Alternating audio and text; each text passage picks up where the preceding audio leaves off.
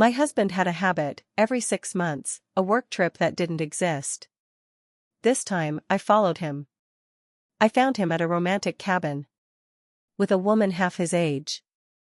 Instead of bursting in, I waited. The next morning, as they had breakfast, I walked in casually and sat down at their table.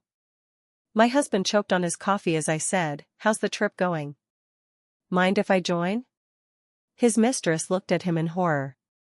But she wasn't the only surprise I had planned. I, 42 female, have been married to my husband Mark, 45 male, for almost 15 years. We have 2 kids together, ages 11 and 8. On the outside, we look like your average stable couple. We own a house in Quezon City, Philippines. I work part-time as a school admin, and he works in corporate sales for a logistics company. Now here's the thing. Mark's job always involved a bit of travel, usually around Luzon. Every so often he'd be called to Baguio, Cebu, or Davao for sales conferences or regional reviews. I never really questioned it, because, well, I trusted him. But about 3 years ago, I started noticing a pattern. Every 6 months, without fail, there was this one specific trip that didn't quite add up. It wasn't just the timing. It was the way he acted around those trips. He'd get unusually excited beforehand, more than you'd expect for a boring business thing. He'd started working out more a few weeks before.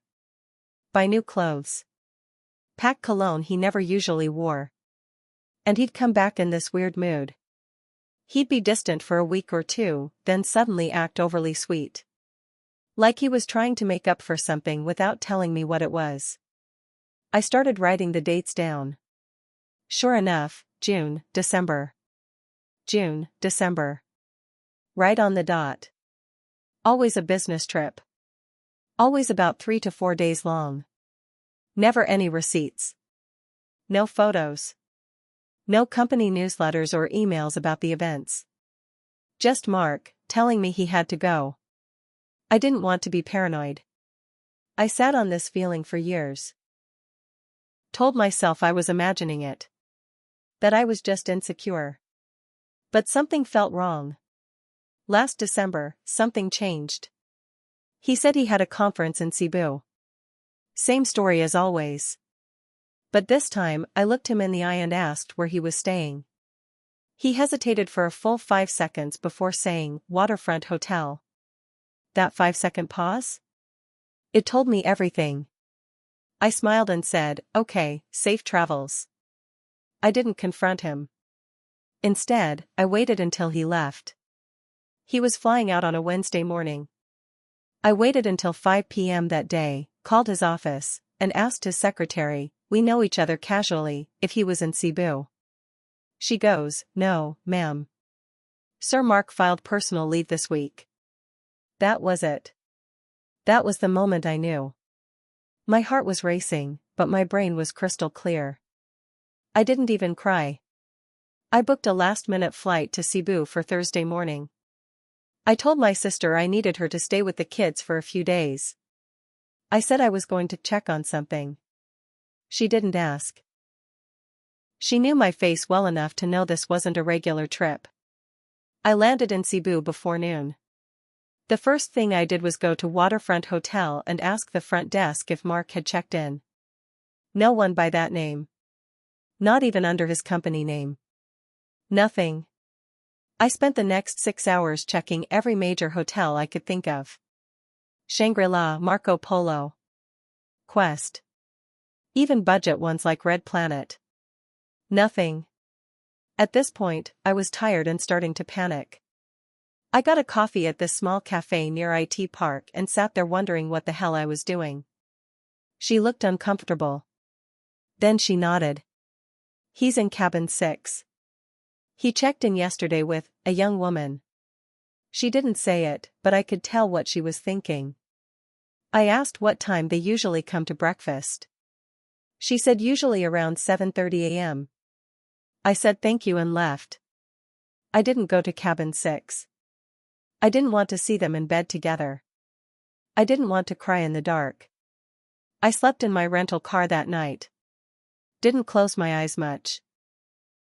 The next morning, I got up early, washed my face, put on lipstick, and went to the resort dining area at 7:15 a.m. I sat at a table in the corner, out of sight, waiting. At exactly 7:34 a.m., Mark walked in. With her. She looked like she was barely 23. Slim, long wavy hair, wearing one of those loose white beach dresses that sways when you walk. Mark looked relaxed. He was smiling like a man with no worries. Like a man on vacation. Like a man who forgot he had a wife and 2 kids back home. They ordered breakfast. Laughed. He reached across the table and touched her hand. That was it. I stood up. Walked over. Pulled out the chair beside them. Sat down. Mark saw me and literally choked on his coffee. He started coughing so hard the waitress came over. I smiled, calm as ever. Hi, I said. How's the trip going? Mind if I join? The girl looked at me, confused. She looked at Mark. Then back at me. Mark was frozen. Just staring at me, not even blinking. I turned to her. I'm his wife. Who are you? She went pale. You could see her doing the math in her head. The lies he must have told. The things he promised her. The way he probably described me as crazy or controlling or basically separated. Then I pulled out my phone and placed it on the table. On it were screenshots. Hotel bookings from his past trips. Fake email confirmations. A map with every business trip marked out. Flight records. Even some sneaky photos I'd found from a shared album he forgot to hide. I said nothing. Mark just stared. The girl stood up, muttered something like, I didn't know, and walked off. I stayed seated. Mark opened his mouth, then shut it. Opened it again. No sound. I looked at him. And I said, you had this whole thing going on for how long? 3 years? 4? You come here, lie to my face, lie to our kids, and for what? A beach weekend with someone half your age? He whispered, please, don't do this here. I laughed. No, Mark. You did this here. I just showed up. And I wasn't done. But I'll stop there for now. Because this story isn't over. Not yet. After the girl walked away, we just sat there. Mark kept looking around like someone was going to save him. No one was. I didn't say anything for a full minute. I just let the silence sit. Heavy. Ugly. Finally, he whispered, can we talk somewhere else? I stared at him. Talk? I said. Sure. But not to fix this. Don't get that idea. I'm not here to hear your side. I'm here to let you know I know. He rubbed his face. It's not what you think. I actually laughed. Loud. The kind of laugh that makes people turn around. You want to explain how it's not what I think, Mark?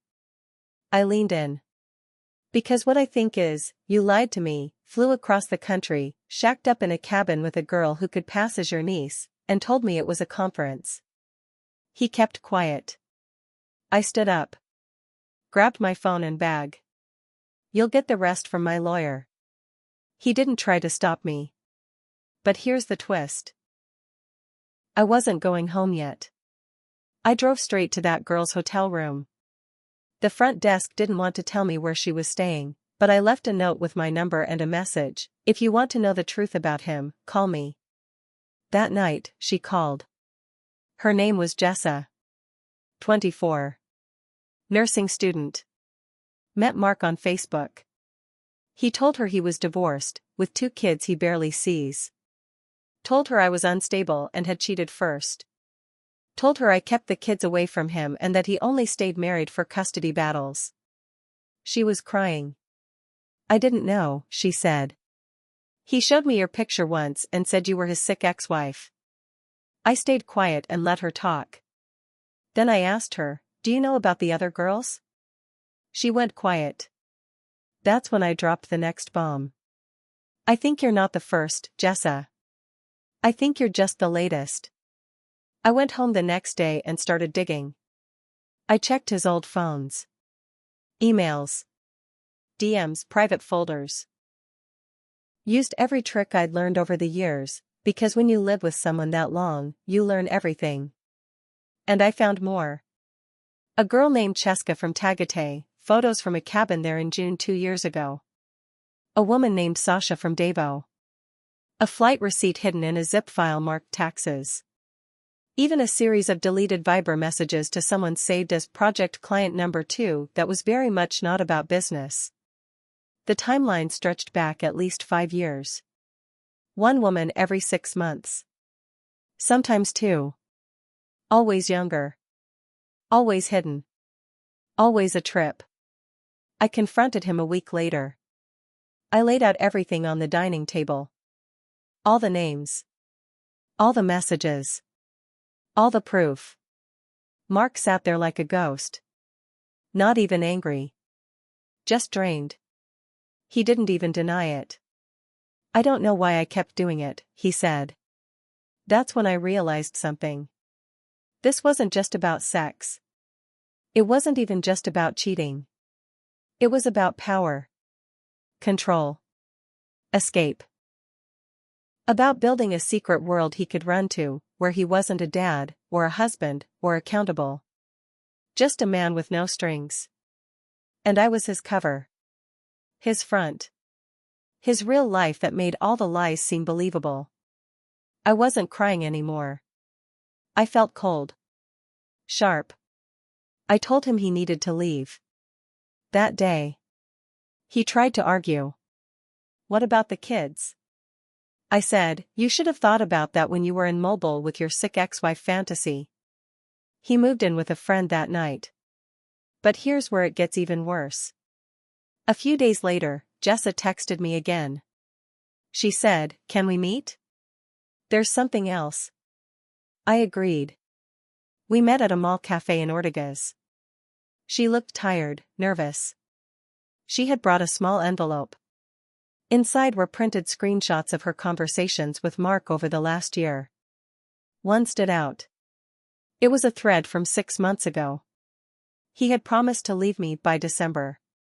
Told her he had already seen a lawyer.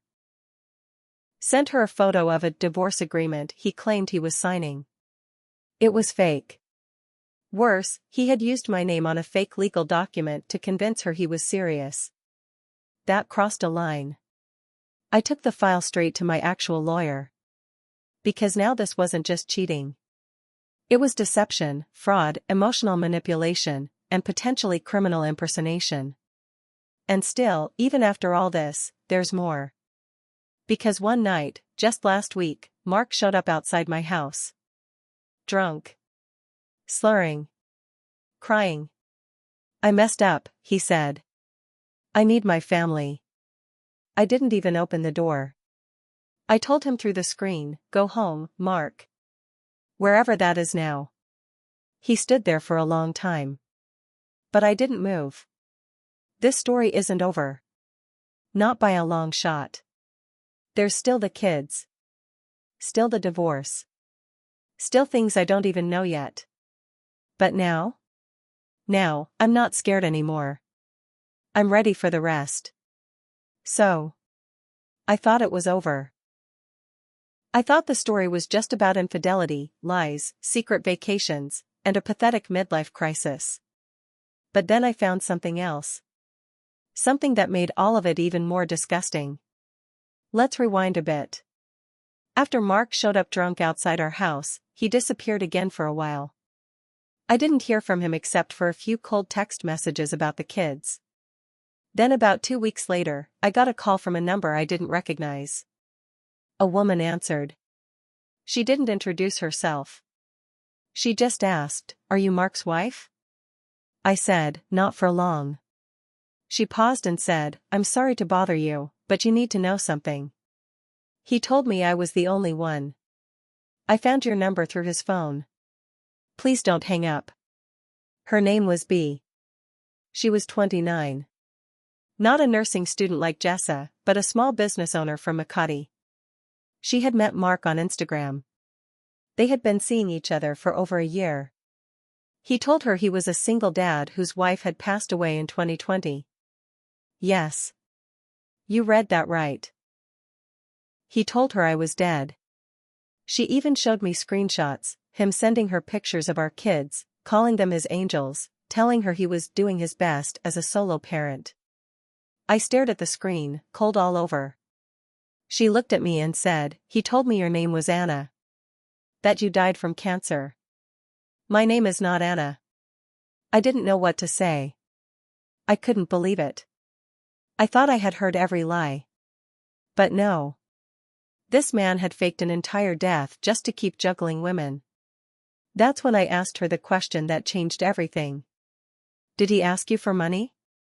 Her eyes shifted. She hesitated. Yes. Once. He said he was short for the kids' tuition. I sent him 20,000 Cuban pesos.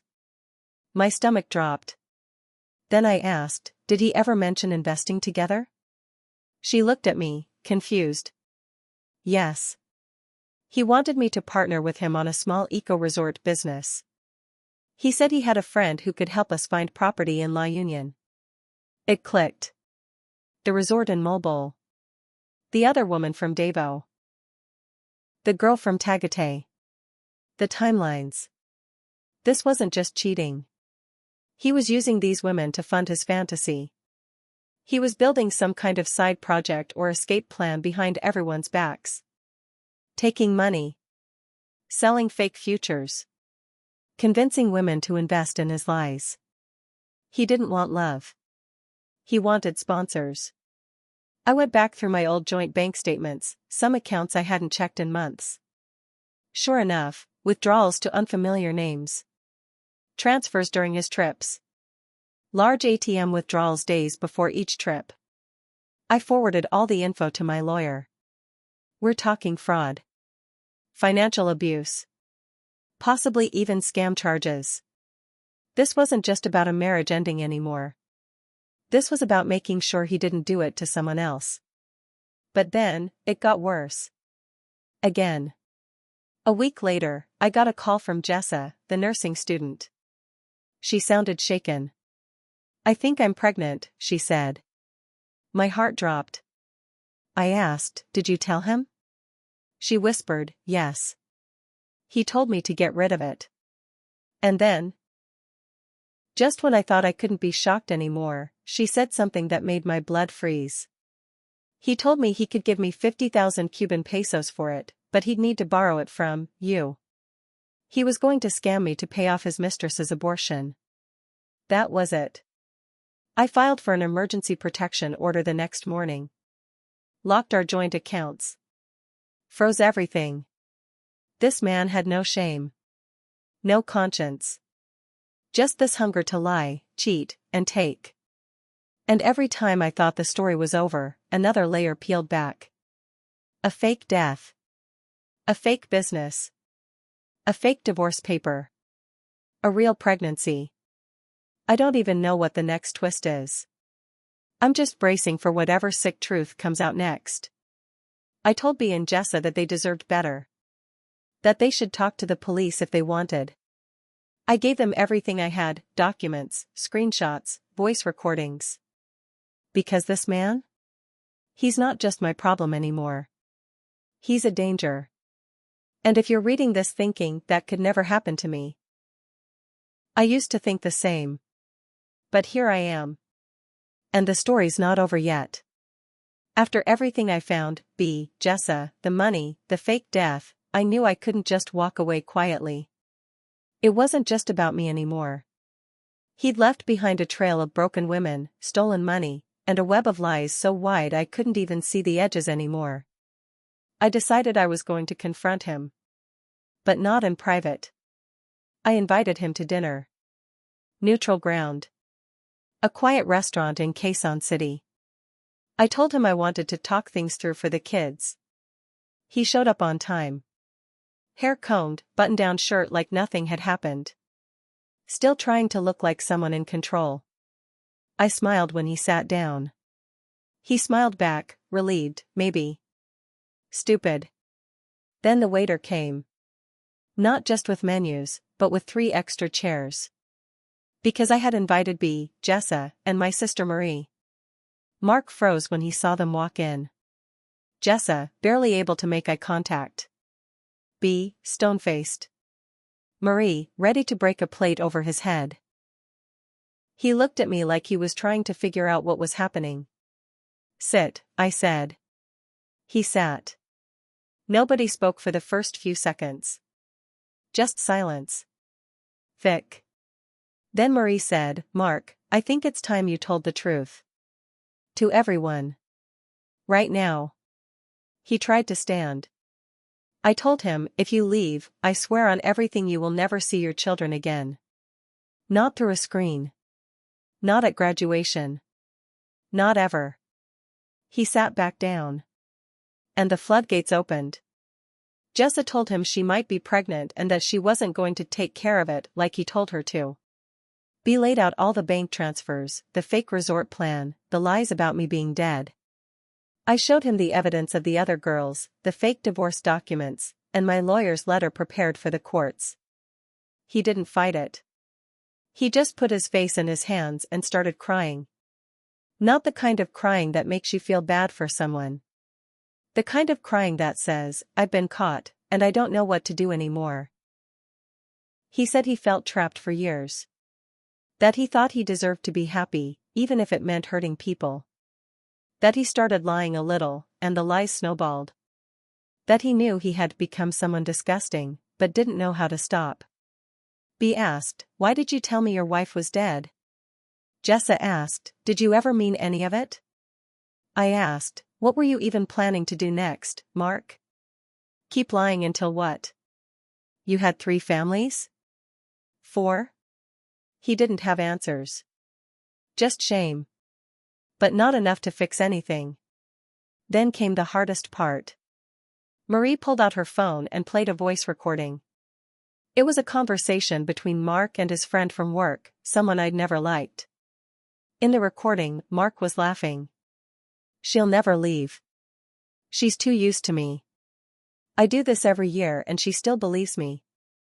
Everyone went quiet. Even the air seemed to stop moving. And in that moment, something inside me broke. Not the usual heartbreak. Not anger. Something quieter. Like the last thread finally snapped. I stood up. Took my ring off. Placed it in front of him. You thought I'd never leave? I said. Watch me. And I walked out. He called after me once, but no one followed. The divorce moved fast after that. Public scandal was avoided, for the kids' sake, but everyone in our circles knew something had happened. B blocked him. Jessa cut ties. She later messaged me that she miscarried, and while she felt torn about it, she was also relieved. Mark moved in with a cousin. Tried to make things right by offering child support and apologizing through long, teary voicemails. But it was all too late. You don't unburn the house once it's ash. Marie? She became my rock. Helped me rebuild. Reminded me I was still me underneath the betrayal. The kids, they asked where Daddy was. I told them a simple version of the truth. That Mommy and Daddy couldn't live together anymore because Daddy made bad choices. I didn't lie to them. Not the way he did. I went back to work full-time. Took up therapy. Learned to stop blaming myself. Learned to recognize red flags. Learned to forgive myself, not him. Sometimes I still wake up and expect to find his toothbrush in the holder. Sometimes I still wonder how long he had planned to lie. And sometimes I feel sorry for him. Not because I miss him. But because he had everything, real love, real family, real support, and he traded it for attention from strangers and fake promises. He's the one who has to live with that. Not me. As for me? I'm not healed. Not fully. But I'm healing. I laugh again. Sleep better. smile without guilt. And I'm not afraid of the next chapter anymore. Because I know who I am now. And I'll never let anyone make me doubt it again.